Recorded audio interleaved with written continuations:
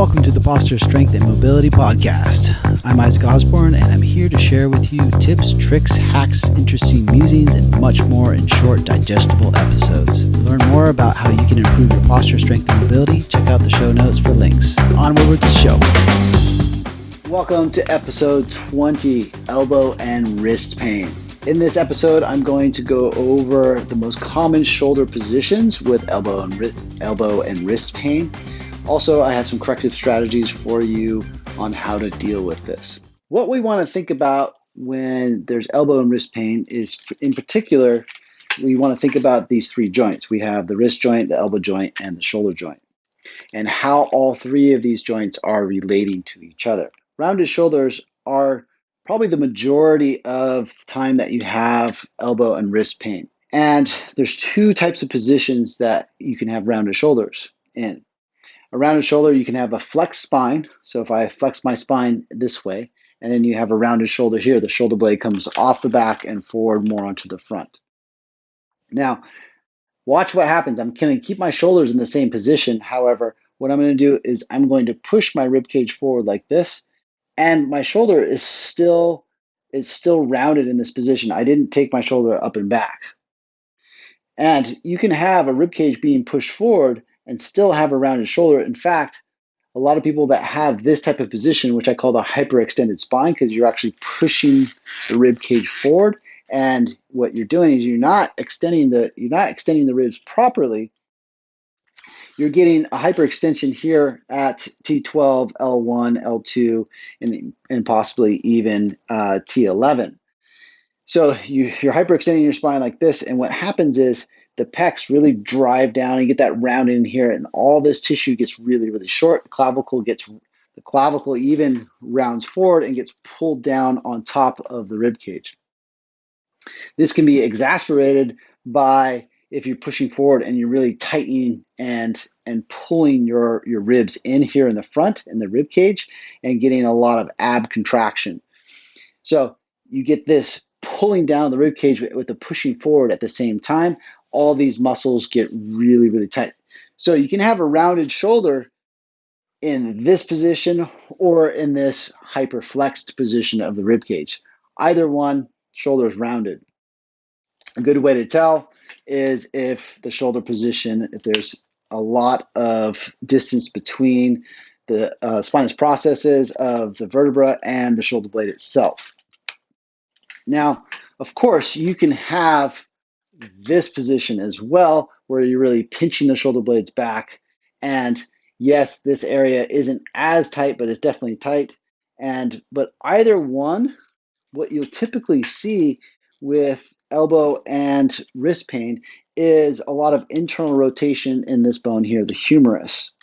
A lot of internal rotation here. And also, when you look back like this, look at my elbow. It slightly bends because my shoulder is here. It's a little bit more straight in this position, whereas I pull back, I'm pulling my elbow back, I'm pulling my shoulder blades back, and I'm holding this forward, or I'm holding it here. My elbow bends, or if I hyperextend the spine here and hold it here, then again, I get another bend at the elbow. So this combination of internal rotation of this bone, the humerus, and then an elbow bend here with the elbow in this slightly flexed position. And regardless if you're pulling it back, all these positions create tension along the humerus bone here, the internal rotation, tension along the elbow joint itself and into the wrist. Now, how does it translate into the wrist? That's a very good question. I'm glad you asked. With these two bones, the ulna and the radius. And the ulna and the radius, what's interesting about the ulna and the radius is the ulna is the only one that connects to, the radius connects to this bone here. However, the radius really sits on top of the ulna. Yes, there's ligamentation that connects onto the humerus bone. However, but it's much more in this joint here where the ulna and the humerus connect. Now, when you have this chronically internally rotated humerus bone and a chronically flexed position, what ends up happening is you get over contraction in brachioradialis muscle. You also get some contraction and twisting in the bicep muscle as well. Then you're also going to get, by pulling back a little bit, you get a little bit of teres major. You also get subscapularis going, and a few other muscles of the flexors and the extensors of the forearm.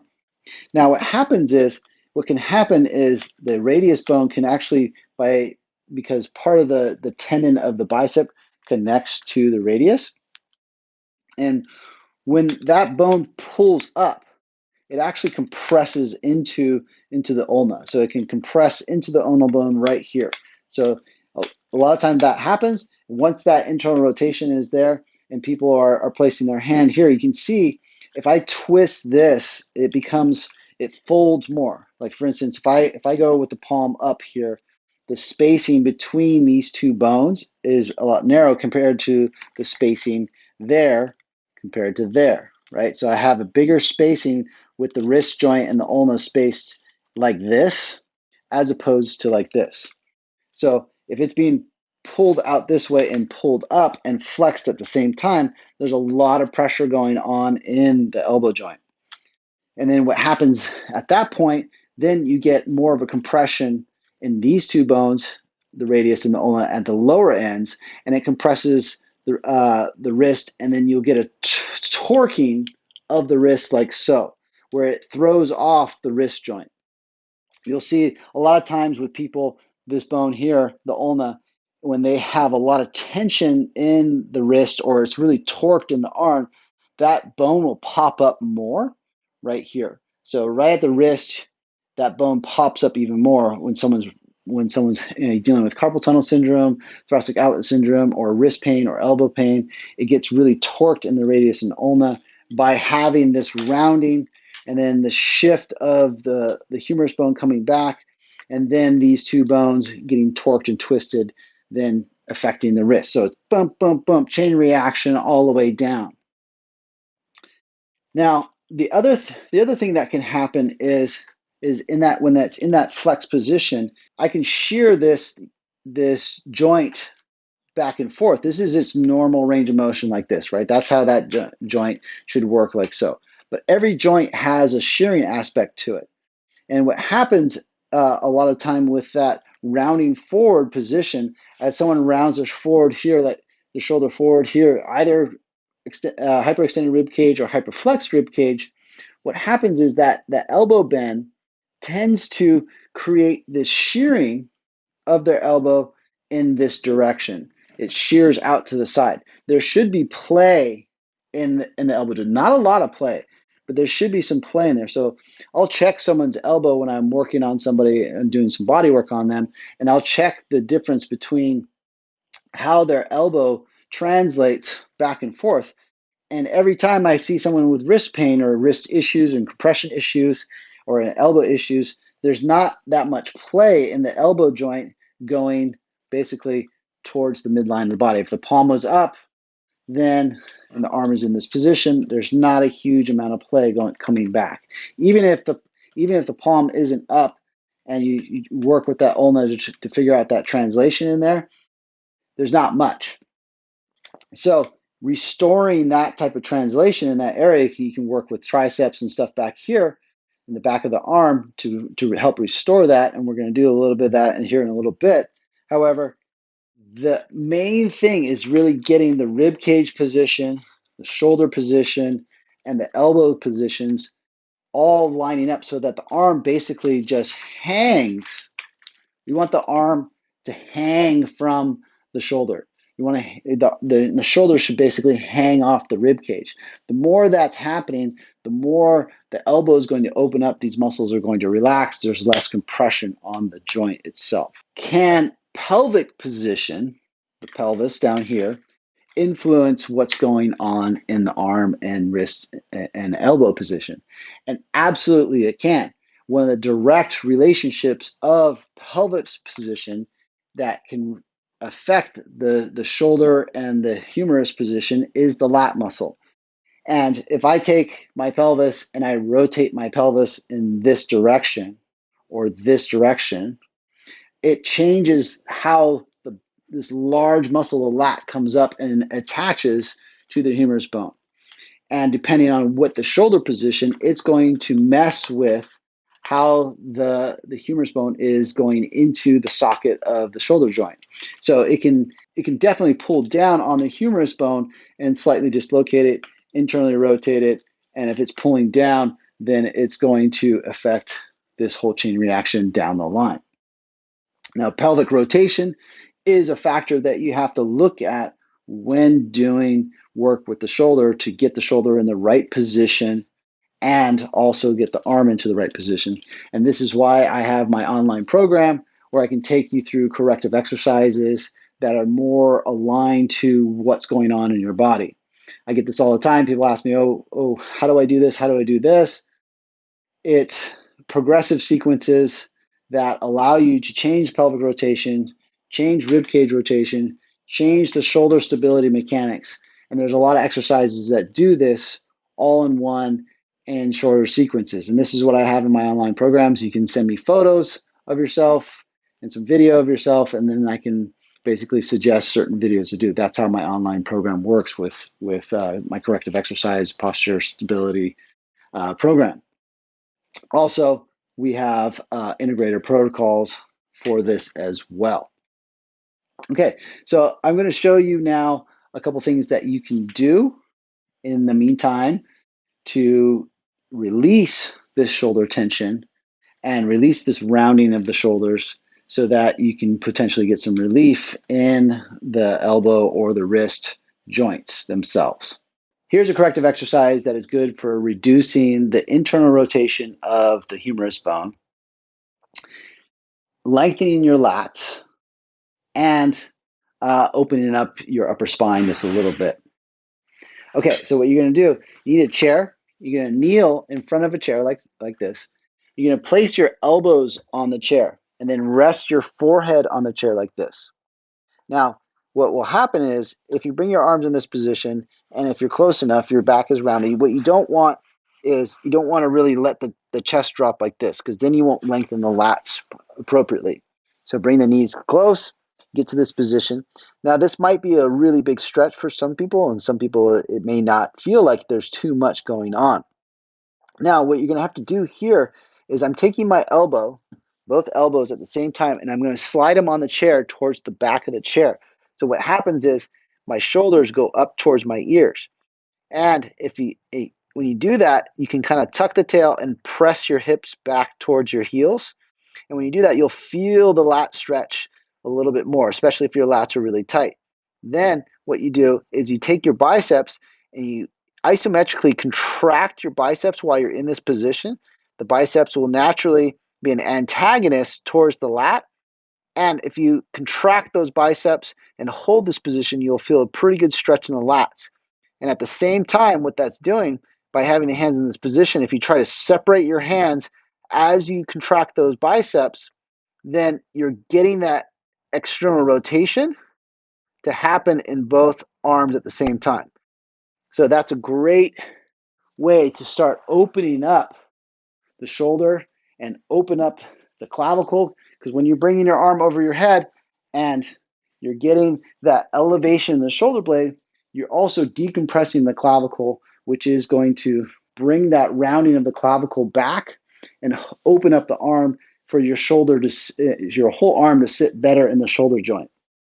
Also, in that position, it helps decompress the ribs a little bit while you're in there. Just try not to really bore down into a core flexion movement while you're doing that. Don't really tighten up the abs. Try to let the rib cage open, and of course, breathe while you're in that position. One of the muscles that we want to release is a muscle called subscapularis. Subscapularis is an internal rotator cuff muscle, and it lies on the front of the shoulder blade. So you have to access it basically from the armpit or the back side of the armpit. Releasing subscapularis.